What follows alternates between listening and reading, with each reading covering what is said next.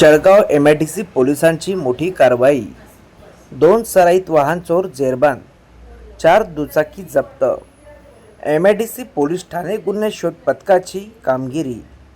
तब्बल 2,87,000चा मुद्देमाल हस्तगत. नमस्कार, मी निखिल. आपण पाहत आहात जळगाव अपडेट न्यूज.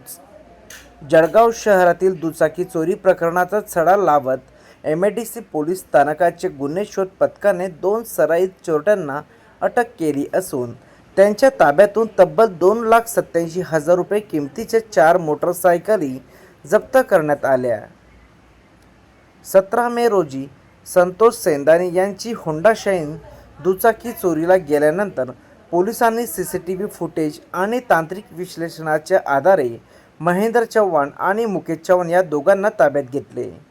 चौकशीत आरोपींनी गुन्ह्याची कबुली दिल्यानंतर पोलिसांनी Honda Shine, TVS Wego, Hero Deluxe आणि बजाज पल्सर असा 4 दुचाकी हस्तगत केल्या.